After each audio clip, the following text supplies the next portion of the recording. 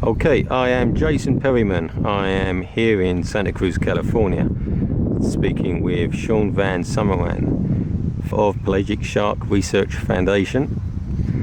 And we're going to ask you, Sean, with news and media have been reporting that in this year, 2022, there have been more great white sharks than in any year previous. Now, do you believe this is true or not? No, it's actually not true. It's not accurate. This year, in the week leading up to Shark Week, there was a lot of media news from far and wide, and the basic narrative was that there were unprecedented number of sharks in Monterey Bay this year, 2022, and it's just not true.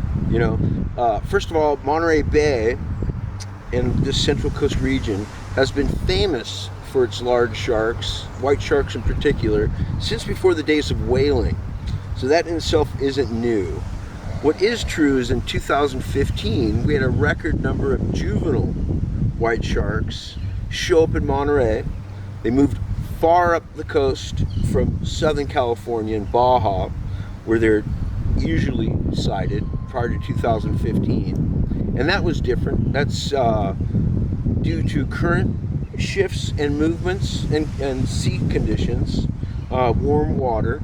The juvenile white shark showed up in 2015 by the dozens, and they came amongst a cast of other wildlife, like record numbers of sightings of blue whales, orcas, and sea turtles, and bluefin tuna, none of which are unheard of, but they were seen in record numbers beginning in 2014, 2015, and we've been having good numbers of them every year since 2015.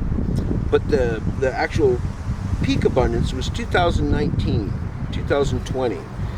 And there's been no increase since then. We still have plenty of sharks. Those juvenile white sharks have been coming every year, every spring and summer since 2015, when we first observed them, reported them during aircraft surveys. I myself have been involved in the aircraft surveys for over 30 years, counting, spotting sharks in particular, and other wildlife. And so we have a pretty good feel on what is typical, and as well, I'm familiar with the historical background. We did have a number of attacks on swimmers, kayakers. We have that every year. What's rare is, resulting in an injury. Those are very rare. Usually it's a kayak, it's a longboard, it's a paddle board, and the sharks aren't actually making contact with the person aboard the the kayak or whatnot. So those events are in keeping with the increased number of people using the water. Sharks have always been there. Their biology sort of precludes any population explosion. These sharks take 20 years to reach maturity, give birth to low numbers of young, and they can live 70 plus years. They're not an animal prone to runaway population growth. What has increased is human traffic along the coast and shoreline, surf zones, etc. There's been a lot of talk about the marginal increase in statistics involving shark encounters, shark attacks, as they're called, shark injuries.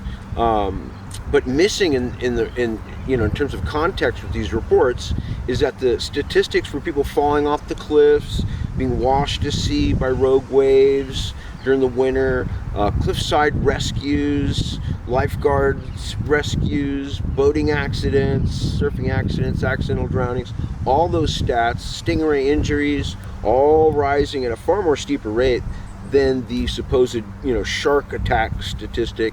And most of that is an artifact of increased human traffic along the coastal zones, surf zones, near shore environment, boating accidents.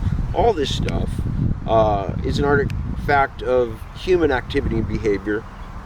And if you don't want to swim anywhere near sharks, I would suggest a lake or a swimming pool. What I often say and tell people is the ocean is the last place you should seek out to be careless, right? come to terms with the environment. If you're going to go surfing, you go swimming, go kayaking, breath holding contest, whatever you're doing, come to terms with the fact that you're in the ocean. That's not where you're from. Well, beginning in 2017, 2015, it just became obvious through aerial surveys. We had been leading up to 2015 doing aerial surveys, you know, literally for decades, including tours that would take helicopters up and take tourist photographers out to see the white sharks from an aircraft. And that started in 2009, carried all the way through till the 2015 season. So we had a pretty good idea of what sharks abundance was common, what size, generational category these sharks were. And then abruptly in 2014, especially 2015, we started having dozens of these juvenile white sharks readily apparent, seen from the aircraft, you can see them from shore. Began to use drones to survey these gatherings of them. Behind me is Shark Park. We're here in Santa Cruz, California, Monterey Bay, Aptos that way, Soquel that way, Capitola that way, beautiful Santa Cruz County. The place got coined Shark Park in 2015, and the sharks are there so consistently that you can, renting an aircraft, chartering a tour boat out of Santa Cruz, tour Shark Park and check out these sharks. Peak abundance is typically in the spring through about this time of year into October. The adult sharks come in from the open ocean, high seas. The seasons, currents, temperatures change, and the juveniles all withdraw, recede back down the coast. What would make you believe that there are an increased number of sightings in this area of Monterey Bay? I see no evidence of white shark population increase. There's not been a noted increase in adults at any of the microsites. Well, so you think that before 2015, because you didn't have those currents then, so are you saying that even in 2015 that was not evidence of great white shark population boom? That was just a great white sharks traveling up here? Range.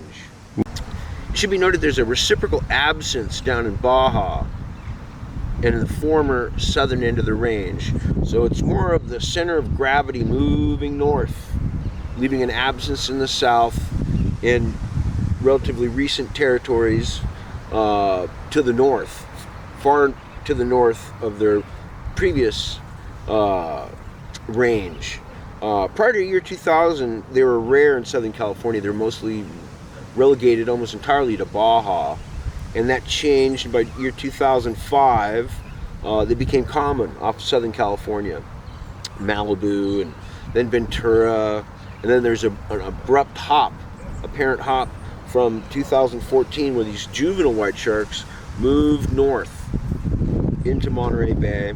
They arrived at the same time as record numbers of blue whales, orcas, sea turtles, an array of seabirds that aren't seen as common here, and none of that indicates a population of these particular seabirds or blue whales or orcas.